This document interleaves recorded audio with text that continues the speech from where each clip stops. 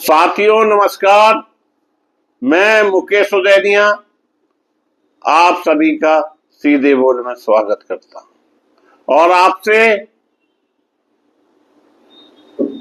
Request करता हूं कि आप चैनल को सब्सक्राइब करें। साथियों, बिहार में मतदाता सूची के विशेष पुनरीक्षण अभियान के खिलाफ दायर याचिकाओं पर सुप्रीम कोर्ट में सुनवाई हुई। लंबी बहस के बाद सुप्रीम कोर्ट ने चुनाव आयोग को निर्देश दिए कि वह पुनः निरीक्षण के लिए जरूरी दस्तावेजों में आधार कार्ड, राशन कार्ड और वोटर कार्ड को शामिल करने पर विचार करे। साथ ही 3 मुद्दों पर जवाब दाखिल करे। सुप्रीम कोर्ट ने चुनाव आयोग को नोटिस जारी करते हुए सुनवाई की अगली तारीख 28 जुलाई तय की। यानी बिहार का मामला सुप्रीम कोर्ट की देहरी पर पहुंच गया। सुप्रीम कोर्ट ने मतदाता सूची के विशेष गहन पुनरीक्षण पर रोक नहीं लगाई है, क्योंकि याचिकाकर्ताओं ने अंतरिम रोक की मांग नहीं की है।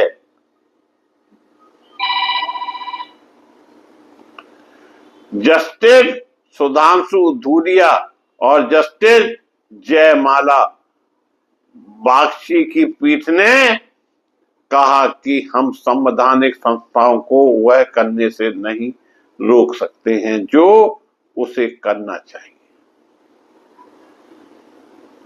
कोर्ट ने चुनाव आयोग को अपना हलफनामा दायर करने के लिए 1 सप्ताह का समय दिया है। वही याचिकाकर्ताओं को उनके 1 सप्ताह बाद जवाब दाखिल करने के लिए कहा है। यह है सुप्रीम कोर्ट की स्टार्टिंग। साथियों, सुप्रीम कोर्ट ने 3 मुद्दों पर मांगा जवाब। सर्वोच्च न्यायालय ने चुनाव आयोग से 3 मुद्दों पर जवाब मांगा है। सुप्रीम कोर्ट ने चुनाव आयोग के वकील से कहा कि इसमें कोई संदेह नहीं कि अदालत के समक्ष जो मुद्दा है वह लोकतंत्र की जड़ और मतदाता के अधिकार से जुड़ा है।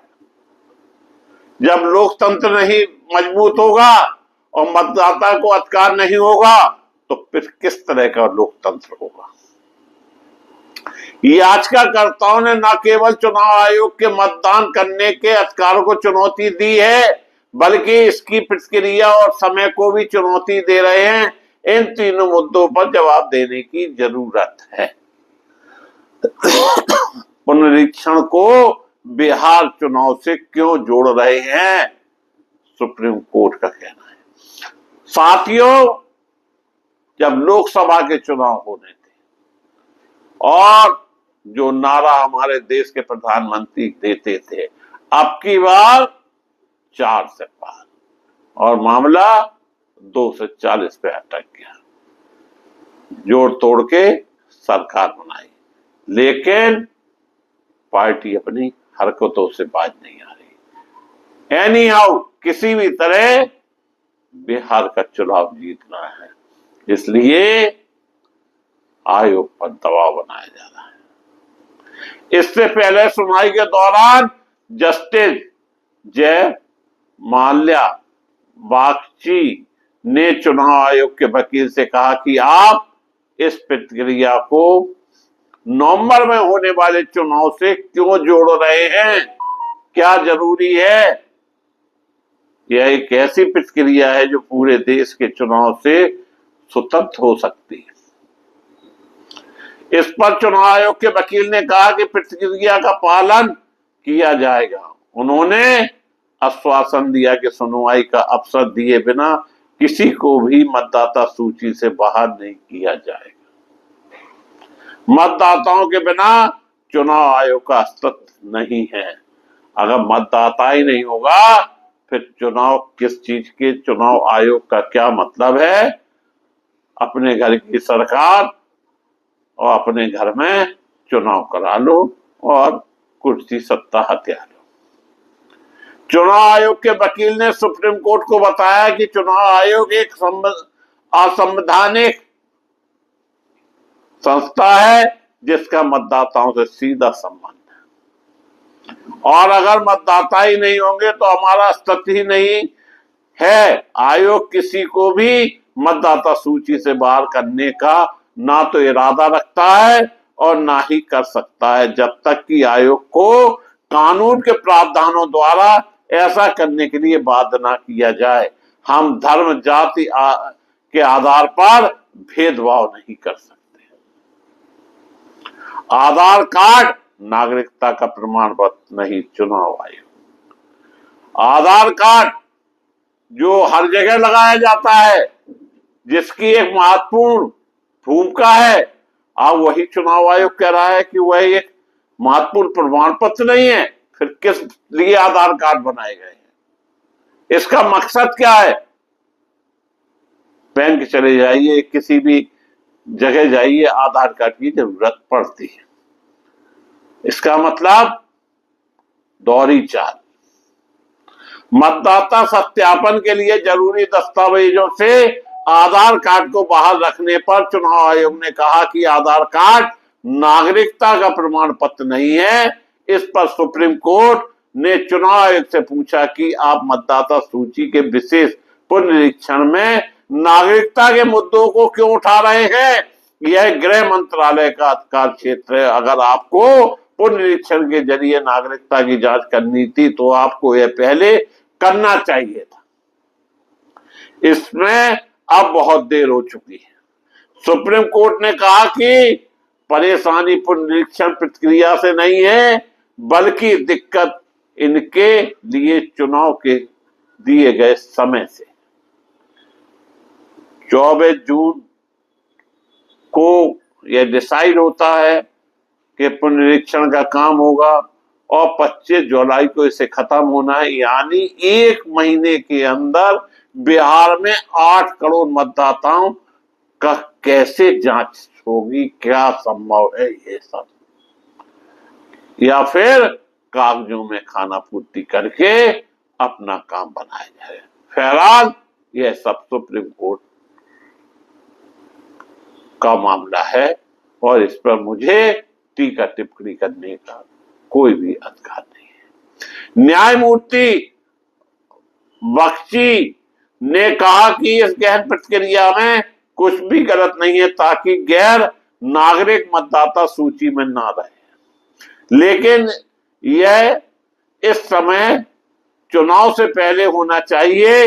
न्यायमूर्ति धुलिया ने कहा कि एक बार मतदाता सूची को अंतिम रूप दे दिया जाए और अधिसूचित कर दिया जाए और उसके बाद चुनाव हो तो कोई भी अदालत उसमें हाथ नहीं डालेगी। नवंबर में होने वाले बिहार चुनाव से क्यों जोड़ा जा रहा है? इसमें चुनाव से इतर क्यों नहीं किया जा सकता? सुप्रीम कोर्ट का चुनाव आयोग से एक बड़ा सवाल। इसमें बहुत देर हो गई है, आपको पहले यह काम करना चाहिए था। बार बार सुप्रीम कोर्ट यह निर्देश दे रहा है, यह इशारा दे रहा है कि आपकी पुनरीक्षण सूची में बहुत देर हो चुकी है। यह अगर आपको सब करना था तो चुनाव के पहले करना चाहिए था, बल्कि लोकसभा चुनाव के पहले करना चाहिए था, लेकिन नहीं किया।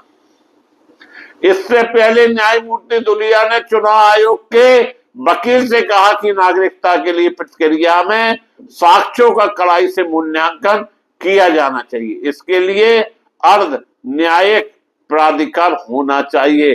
अगर आपको बिहार में मतदाता सूची के SIR के तहत नागरिकता की जांच करनी है तो आपको पहले ही कार्रवाई करनी चाहिए थी। अब देर हो चुकी है। चुनाव आयोग ने सुप्रीम कोर्ट को बताया कि संविधान के अनुच्छेद 326 के तहत भारत में मतदाता होने के लिए नागरिकता की जांच आवश्यक है।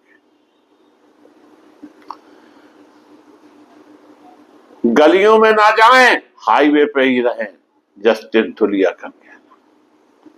याचिकाकर्ताओं के वकील गोपाल S ने कहा कि बिहार में अंतिम मतदाता सूची जून में ही अस्तित्व में आई थी। इसके बाद न्यायमूर्ति धुलिया ने कहा कि चुनाव आयोग इसमें न्यायाधीशों, पत्रकारों और कलाकारों को शामिल कर रहा है, क्योंकि वे पहले से ही जान जाते हैं कि हमें इससे ज्यादा लंबा नहीं खींचना चाहिए, हमें गलियों में नहीं जाना चाहिए, बल्कि हाईवे पर ही रहना चाहिए। न्यायमूर्ति बागची ने कहा कि आपका मुख्य तर्क दस्तावेजों की श्रेणी के आधार पर कार्ड को बाहर रखना है। याचिका के वकील ने कहा, आप बताएं चुनाव आयोग यह काम कब करे। सुप्रीम कोर्ट ने कहा कि मतदाता सूची पुनरीक्षण का काम आयोग के गहन पुनरीक्षण और संक्षिप्त पुनरीक्षण नियमों में है। सुप्रीम कोर्ट ने याचिकाकर्ताओं के वकील से कहा कि हमें बताइए कि आयोग से यह काम करने की अपेक्षा की जाती है। समय समय पर आप चुनाव आयोग की शक्तियों को नहीं, बल्कि उनके संचालन के तरीकों को चुनौती दे रहे हैं। चुनाव आयोग जो कर रहा है वह संविधान के तहत अनिवार्य है। सुनवाई के दौरान याचिकाकर्ता के वकील गोपाल एस ने कहा कि मतदाता सूची का पुनरीक्षण है, इसका एकमात्र प्रशंसिक प्रावधान जनप्रतिनिधित्व अधिनियम 1950 है।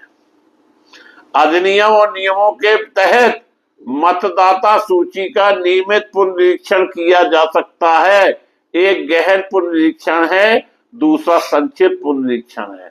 गहन पुनरीक्षण में पूरी मतदाता सूची को मिटा दिया जाता है और पूरी प्रक्रिया नई होती है, जिसमें सभी 7,90,00,000 मतदाताओं को गुजरना पड़ेगा। संक्षेप में मतदाता सूची में छोटे मोटे संशोधन किए जाते हैं। यहाँ तो जो हुआ वह एक विशेष गहन परीक्षण का आदेश देना है। इस पर जस्टिस सुधांशु धूलिया ने कहा कि चुनाव आयोग जो कर रहा है वह संविधान के तहत अनिवार्य है। आप यह नहीं कह सकते कि वे ऐसा कुछ कर रहे हैं जो संविधान के तहत अनिवार्य नहीं है। उन्होंने पिछली बार 2003 में ऐसा किया था, क्योंकि गहन अभ्यास किया जा चुका है, उसके पास इनके आंकड़े हैं। वे फिर से माथापच्ची क्यों करेंगे? चुनाव आयोग के पास इसके पीछे एक तर्क है। साथी इसमें कई याचिकाएं दायर हुई हैं। बिहार में चुनाव से पहले SIR कराने के चुनाव आयोग के फैसले के खिलाफ विपक्षी दलों में Congress, NCP, Sharad Pawar, Shiv Sena, UBT, Samajwadi party, Jhamumo, CPI और CPI-ML के नेताओं की संयुक्त याचिका सहित कई नई याचिकाएं शीर्ष अदालत में दायर की गई।